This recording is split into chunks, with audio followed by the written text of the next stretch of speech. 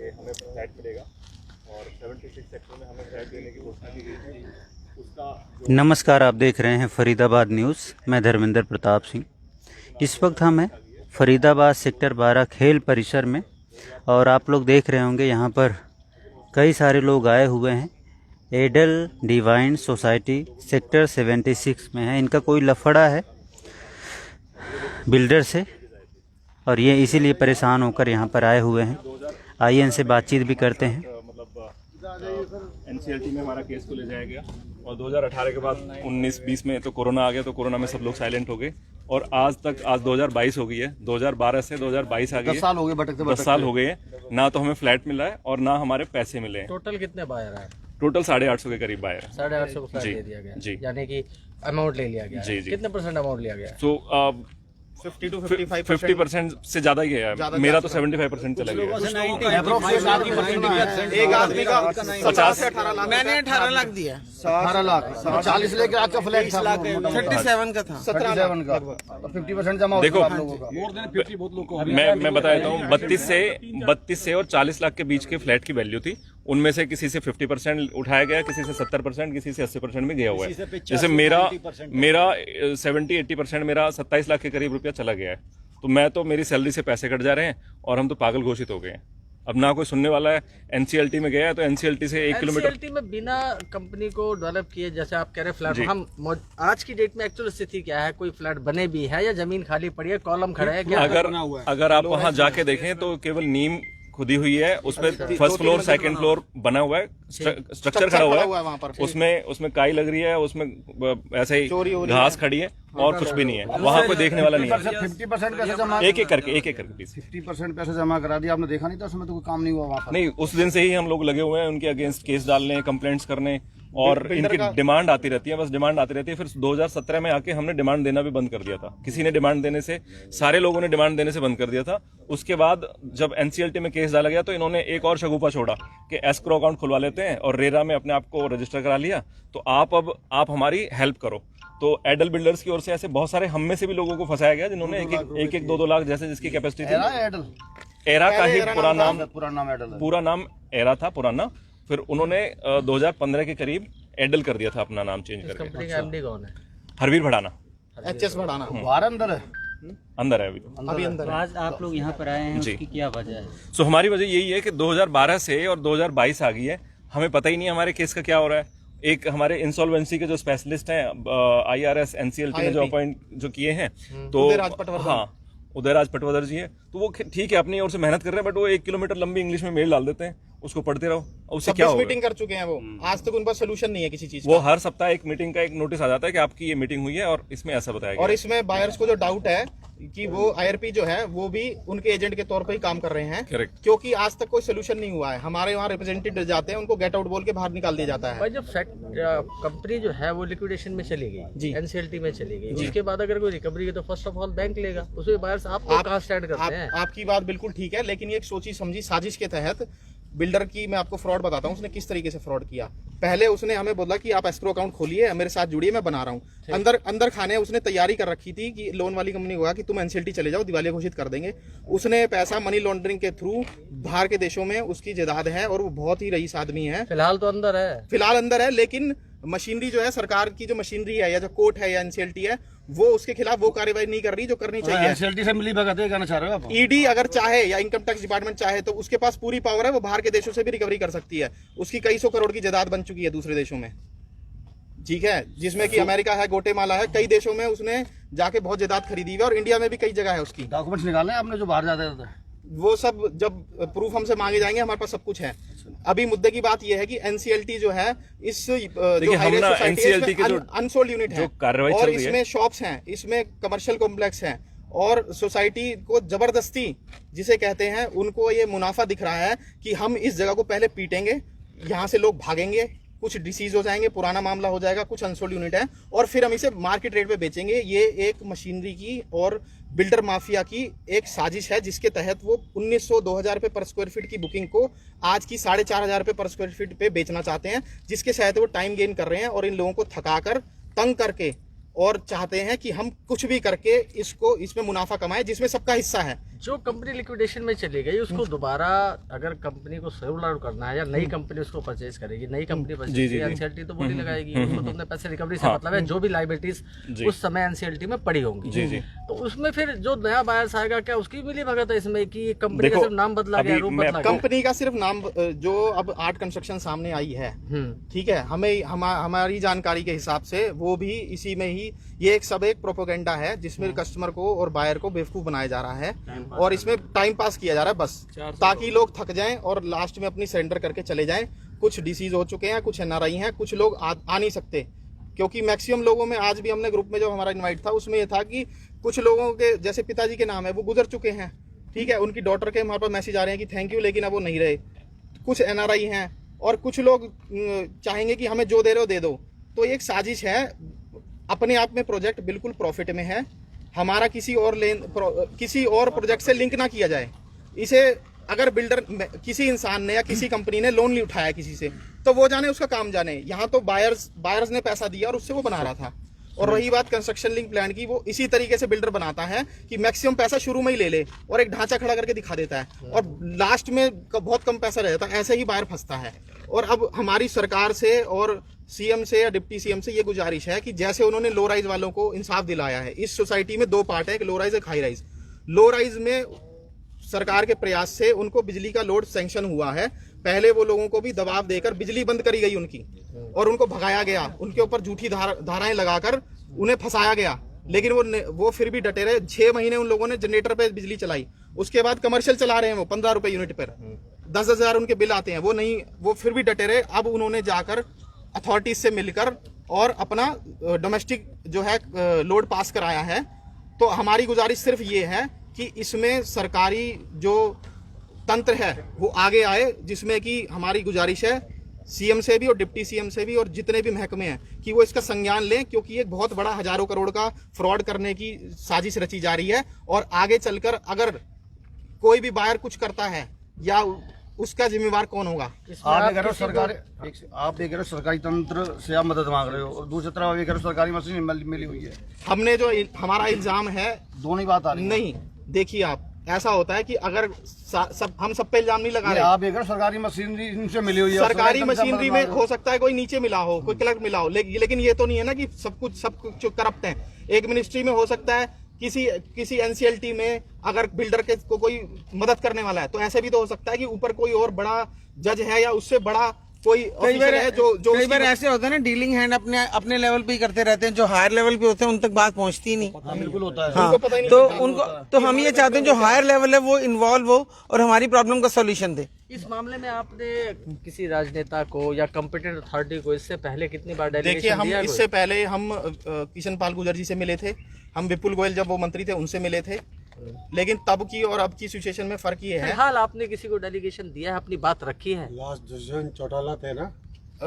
हमारी जो low rise की जो हमारे साथी हैं जो लो राइज में वहाँ रह रहे हैं, वो लोग डिप्टी सीएम से मिले हैं, उनकी बात को सुना गया है। और लो राइज वाले तो कह रहे हैं मामला सुलट चुका है। सुलटा नहीं है, अभी उन लोगों की रजिस्ट्री नहीं हुई है, वहाँ सीवरेज नहीं है, वहीं टैंक में ही सीवरेज इकट्ठा होता है, वो हर महीने अपने खर्चे से निकलवाते हैं, ठीक है। लेकिन उसमें मेन जो मुद्दा रह गया वो रह गया रजिस्ट्री का।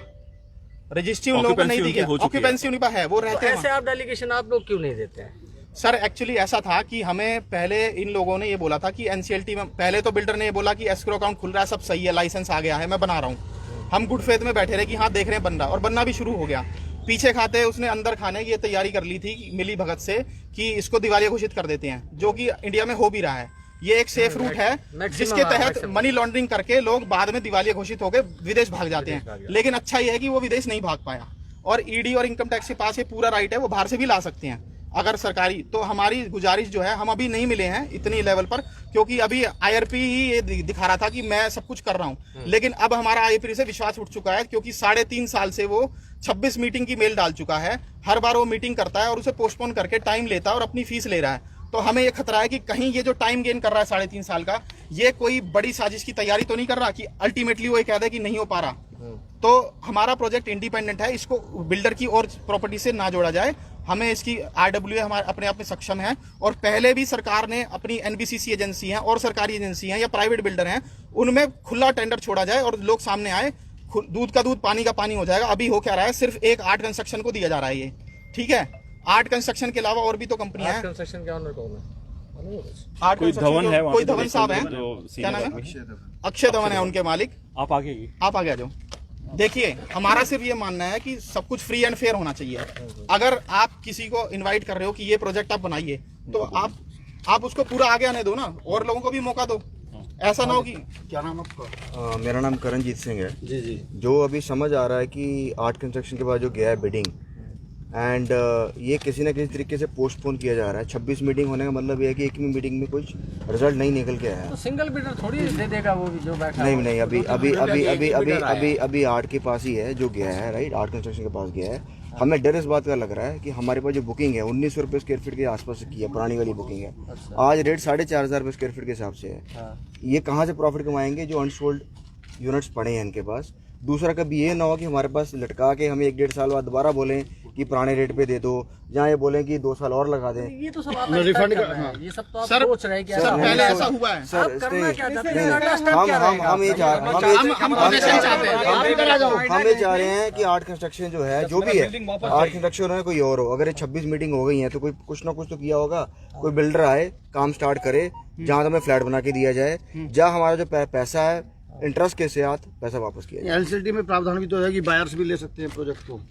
सर ले सकते हैं, लेकिन ये हाई राइज प्रोजेक्ट है, ये कोई लो राइज बिल्डर प्रोजेक्ट नहीं है कि हम अपने आप में किसी ठेकेदार को कहें और आप बना दीजिए। इसके लिए प्रॉपर एक तजुर्बा चाहिए होता है। इसलिए हम चाहते हैं कि हाई राइज का ये बहुत बड़ा प्रोजेक्ट है, इसमें 1250 के करीब फ्लैट है। अब इन 1250 फ्लैट को RWA का बनाने के लिए उसके लिए एक बिल्डर ही आगे आएगा, तो RWA किसी बिल्डर को ही लाएगी। तो हम ये चाहते हैं कि निष्पक्ष हो, कोई मिलीभगत ना हो और किसी को अनड्यू फायदा ना मिले। और जो लोगों ने मेहनत की कमाई अपनी लगाई है, जो आज बेचारे अपना रेंट भी भर रहे हैं, लोन भी भर रहे हैं, जिनका एक सपना था कि हमारा घर बनेगा, तो पहले भी ऐसा हुआ है कि सरकार के दबाव से जैसे और बिल्डर रहे हैं, वो जब सरकार ने उनको फटकार लगाई तो संज्ञान लिया, तो उन्होंने पोजेशन दी है। ऐसा और नहर पार भी हुआ है। और जो वो काले कारनामे अपने बंद गुड़गांव या नोएडा के ऑफिसों में कर रहे थे, जो वो मनी लॉन्ड्रिंग कर रहे थे और एक प्रोजेक्ट को बनाकर पैसा लेकर लोगों से और बाहर भेज रहे थे विदेशों में और अपने आप को दिवालिया घोषित कर रहे थे, तो सरकार ने पहले भी उनको फटकार लगाकर या उनका संज्ञान लेकर उस चीज का उसको बनवाए हैं प्रोजेक्ट और हैंड ओवर दिए हैं। तो वही हमारी रिक्वेस्ट है कि यहाँ पे भी सरकार आगे आए, क्योंकि हम IRP की जो शैली है, कार्यशैली, उससे हम लोग सब पीड़ित हैं और परेशान हैं। क्योंकि 3.5-4 साल में वो इंसान 26 मीटिंग कर चुका है, वोटिंग कराता है, मीटिंग लेता है, वोटिंग कराता है, मीटिंग लेता है, लेकिन कोई निष्कर्ष नहीं है।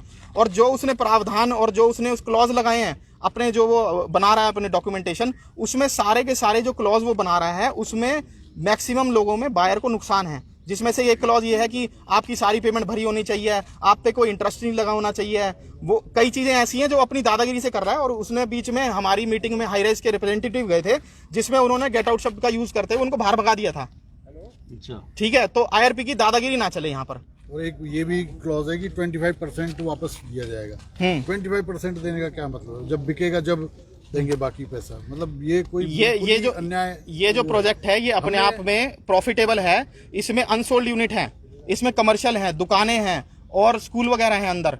और ये इसको जबरदस्ती, जिसे कहते हैं कि और चीजों के साथ अटैच कर ये इसको टेक ओवर करके मुनाफा कमाना चाह रहे हैं यहाँ पर, जिसमें इनकी बात नहीं सुनी जाती। 1% को आज भी इतनी मीडिया में आपकी बात नहीं सुनी जाती, तो अगला स्टेप क्या रहेगा? मेन सवाल तो ये क्या, देखिए, अभी आज हम लोग पीसफुल गैदरिंग के लिए इकट्ठे हुए हैं। इसके बाद हम लोग जो है रोष प्रदर्शन, जिसमें कि सड़क घेराव और दूसरा अपना आक्रोशित रूप में हम लोग बाहर निकलेंगे और हम में भी उठाएंगे सर, हर जगह उठाएंगे जहां सर आप ये देखिए, प्राइवेट सेक्टर में हम काम करते थे, PF का पैसा यहाँ दे दिया, PF से निकाल के, मैंने कोई लोन नहीं लिया था। आज कोई पेंशन नहीं है, कुछ नहीं है, क्या करें? तो आपको लगता है चीटिंग हो तो फिर करता क्या ना करता, जो हो सकेगा वो करेंगे। जरूरत होगी तो मैंने तो कहा था, अगर मेरे को बोल, मैं PM के पास जाने को तैयार हूँ।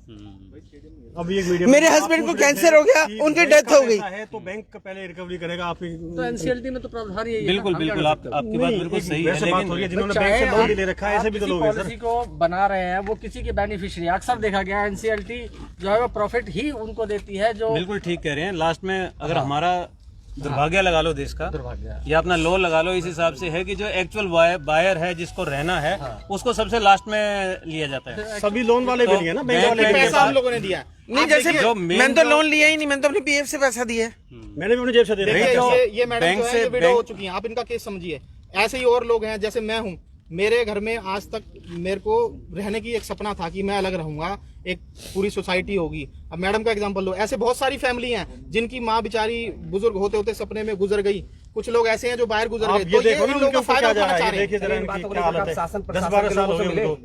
हम लोग पहले मिले थे, लेकिन आईआरपी बिठाया गया था। सर आईआरपी भी हमें ये पता चला है कि जब आपका एनसीएलटी के अंदर अगर केस चला गया तो उस केस में आपका जो शासन प्रशासन है वो कुछ नहीं कर सकता, ये एक कोर्ट की प्रक्रिया है।